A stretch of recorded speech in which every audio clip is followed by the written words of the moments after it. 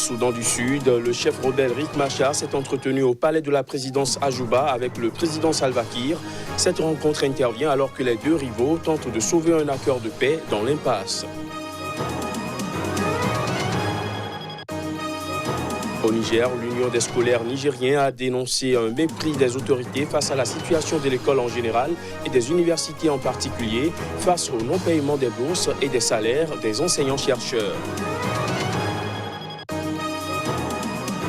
Et puis au Zimbabwe, le système sanitaire autrefois loué pour son efficacité est à l'agonie. On fera le constat dans cette édition.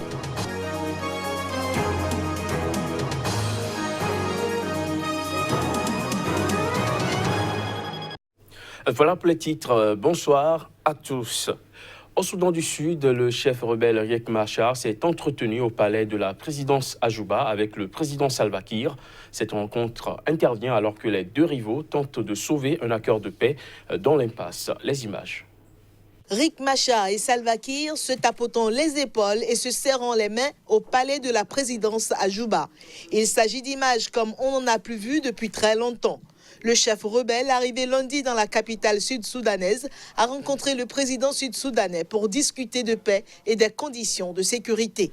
Les discussions se sont concentrées sur les arrangements de sécurité parce qu'il s'agit d'une des dispositions fondamentales de l'accord de paix signé en 2018. Machar, qui vit en exil à Khartoum, est arrivé lundi dans un avion soudanais précédé par deux autres appareils transportant une large délégation d'une 60aine de personnes. La visite de Machar devrait durer 2 jours. Elle intervient alors que se rapproche la date butoir fixée à début novembre pour la formation d'un gouvernement transitoire d'union nationale, point clé de l'accord de paix signé en septembre 2018 à Addis Abeba et qui prévoit notamment la nomination de Riek Machar au poste de vice-président. Il faut dire que Salva Kiir et Riek Machar ne se sont pas vus depuis une rencontre au Vatican en avril. Rencontre durant laquelle le pape François a baisé les pieds des deux hommes accusés de crimes de guerre. En bref, le Rwanda a signé ce mardi un accord avec l'Union africaine et le Haut Commissariat de l'ONU aux réfugiés en vue d'accueillir temporairement des réfugiés et demandeurs d'asile africains bloqués en Libye. Le pays va donc recevoir un nombre initial de 500 personnes dans quelques semaines. Ce premier groupe est composé principalement de personnes originaires de la Corne de l'Afrique. Elles seront accueillies dans un centre de transit au Rwanda avant d'être relocalisées dans un autre pays ou, s'ils le veulent, retourner dans leur propre pays. Selon le gouvernement rwandais, certains réfugiés pourraient recevoir l'autorisation de rester au Rwanda. Contaminés par la fièvre revendicatrice de réhabilitation des routes nationales au Mali par les jeunes de Kita, Kaï et Gao, les jeunes de la cité de 333 Saints ont eux aussi décidé de rentrer dans la danse. Ils ont bloqué les deux principales routes de la ville et l'aéroport. Reportage. Les jeunes protestataires de Tombouctou continuaient lundi de bloquer la route qui mène à l'aéroport de la ville en maintenant la pression pour empêcher toute personne de sortir et d'entrer. C'est l'entrée de l'aéroport de Tombouctou que nous avons fermée. Et jusqu'à satisfaction de nos doléances, cette porte restera fermée. Nul ne rentrera et nul ne sortira. Jusqu'à présent, la capitale régionale, Tombouctou, n'est pas liée à sa capitale nationale. Donc vraiment, c'est des revendications nobles. Vraiment, on veut une route. Voilà, une route, c'est le développement. Sans route, il n'y a pas de développement. Sans route, bon, c'est l'insécurité et tout ça là, qui va avec. Oui, c'est vrai. On ferme la porte de l'aéroport. Celui qui veut voyager, il peut prendre la route. Là, il va voir ce que nous, on voit chaque matin. Les manifestants ont bloqué depuis le week-end la voie d'accès à l'aéroport pour réclamer la réhabilitation et la sécurisation de la route liant la ville malienne au centre et au sud du pays. Le collectif Tombouctou réclame ses droits, imite ainsi d'autres mouvements citoyens au Mali qui, ces dernières semaines, ont entrepris de bloquer les routes nationales pour demander leur réhabilitation et protester contre ce qu'ils considèrent être de fausses promesses du gouvernement. Au Niger, l'Union des scolaires a dénoncé le mépris des autorités face à la situation de l'école nigérienne en général et des universités en particulier. La rentrée dans les différentes universités était prévue ce lundi alors que des milliers d'étudiants ne sont pas rentrés de vacances car le gouvernement n'a pas encore affrété les bus de transport. À cela s'ajoute le non-paiement des bourses et les salaires des enseignants-chercheurs. Suivons ici le secrétaire général du comité directeur de l'Union des scolaires nigériens. Le comité directeur de l'USN demande le report de tous les examens, travaux pratiques et travaux dirigés, initialement prévus pour la semaine du 9 au 14 septembre 2019, pour permettre aux milliers de camarades des universités publiques du Niger de bien vouloir regagner leurs facultés respectives. D'ores et déjà, le comité directeur de l'USN est en pourparlers avec les autorités compétentes pour cette question et toutes les sections universitaires sont tenues de veiller pour la suite à donner par le ministère de l'Enseignement supérieur. Exige l'acceptation par le corps de formation judiciaire du Niger et du ministère de la Justice des attestations de validation du Master 1 ou de la maîtrise classique pour les camarades de la faculté de droit et des sciences politiques de l'Université de Niamey et ceux de la faculté de la FADEC de l'Université de Tawa, afin de bien vouloir composer au même titre que les autres, puisqu'ils ne sont en rien responsables de leur situation de retard académique ni entretenu par la suite du laxisme des autorités et de la nonchalance de certains enseignants-chercheurs moins avertis de la noblesse de leur domaine. Exige le paiement sans condition aucune de la bourse du deuxième trimestre et de la troisième bourse dans les universités publiques du Niger et le paiement des allocations au niveau des collèges, lycées et péquelles dans les centres et écoles et instituts privés. Exige le rétablissement de la situation salariale des enseignants-chercheurs et chercheurs du supérieur, des PAT dans les universités publiques et des enseignants du secondaire et des écoles professionnelles et instituts publics.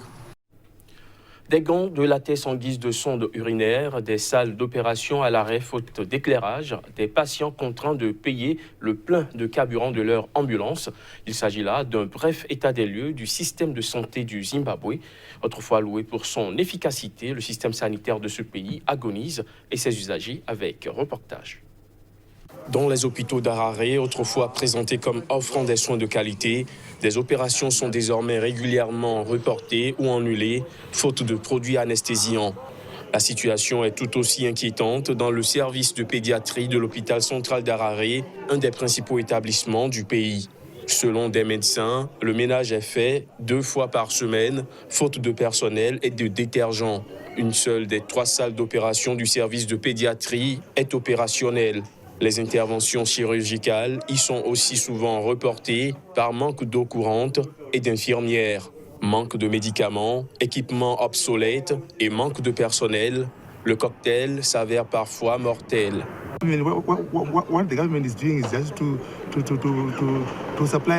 Ce que font les gouvernements, c'est de nous fournir des médecins, pas de médicaments.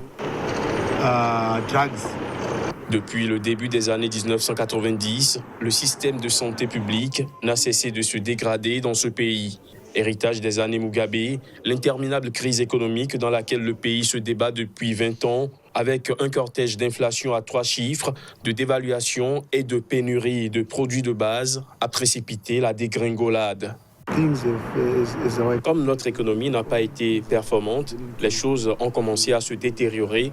Certes, au cours des premières années, nous avons fait de bonnes choses, mais à la fin, beaucoup de choses sont arrivées et c'est encore là où nous avons soulevé la question de la corruption. Dans les hôpitaux, les patients et leurs proches subissent la situation au quotidien, interloqués. Devant ce tableau déjà sombre, les médecins viennent d'entamer un énième mouvement de grève. Restons au Zimbabwe où Léo Mugabe, le neveu de l'ancien président Robert Mugabe, récemment décédé, a commenté les arrangements pour les funérailles de son oncle. Il indique que des membres de la famille sont partis pour Singapour pour récupérer sa dépouille. Il affirmait également que la santé de Mugabe s'est détériorée de façon dramatique à la suite du coup d'État qu'il a chassé du pouvoir en novembre 2017. On l'écoute.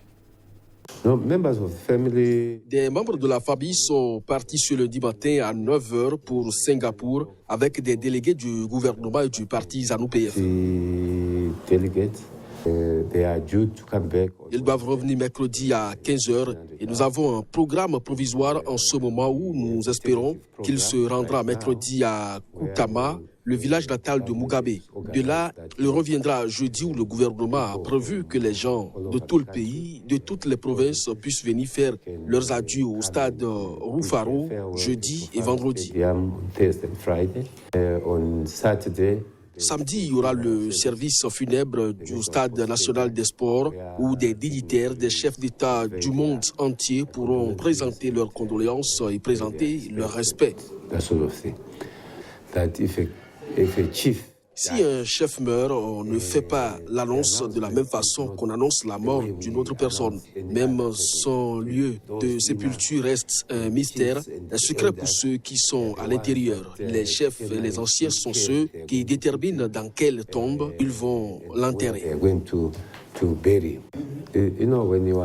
Quand il avait 93-94 ans, il était capable de marcher, mais la vitesse avec laquelle il s'est détérioré après le coup d'État est tout simplement incroyable. Je peux imaginer ce qu'il traversait. Au Maroc, la justice a décidé de renvoyer au 16 septembre prochain le procès pour avortement illégal de la journaliste Aja Raïchouni. Sa demande de remise en liberté a par ailleurs été rejetée. Les détails. Le tribunal de Rabat a finalement décidé ce lundi de reporter le procès pour avortement illégal de la journaliste Aja Raïchouni. Les avocats de la reporter du quotidien arabophone Akba Al-Yaoum ont longuement plaidé pour sa remise en liberté devant une salle comble, mais le tribunal a rejeté cette demande après avoir délibéré pendant plusieurs heures. Mais bien avant l'ouverture de l'audience, quelques centaines de manifestants se sont rassemblés devant le tribunal de Rabat pour apporter leur soutien à la journaliste au nom du respect des libertés individuelles. Ce qui arrive à Aja Raïchouni relève de la barbouzerie. Il ne relève pas de code pénal ni de rien du tout. C'est-à-dire on est arrivé à des degrés de gravité dans la vengeance contre les journalistes, mais aussi tous ceux qui défendent les libertés, les défenseurs des droits de l'homme, etc., où on commence à s'inquiéter vraiment, où on a peur pour nous-mêmes, pour notre intégrité physique, pour nos familles. Aja Raïchouni, âgée de 28 ans, risque jusqu'à 2 ans de prison au terme du code pénal marocain qui sanctionne les relations sexuelles hors mariage et l'avortement quand la vie de la mère n'est pas en danger. La jeune femme, placée en détention après son arrestation le 31 août dernier à la sortie d'un cabinet médical de Rabat, assure avoir été soignée pour une hémorragie interne. Son fiancé, qu'elle devait épouser cette semaine, a été arrêté en même temps qu'elle, tout comme le médecin traitant, un infirmier et une secrétaire. Assurant que l'arrestation de Aja Raïchouni n'a rien à voir avec la profession de journaliste, le parquet de Rabat a détaillé mercredi dans un communiqué les éléments médicaux confirmant ses signes de grossesse et son avortement. La journaliste, elle, dénonce des accusations fabriquées et une affaire politique liée à de récents articles consacrés aux détenus du mouvement social du Irak, selon ses proches. Fin de ce JT, merci de l'avoir suivi.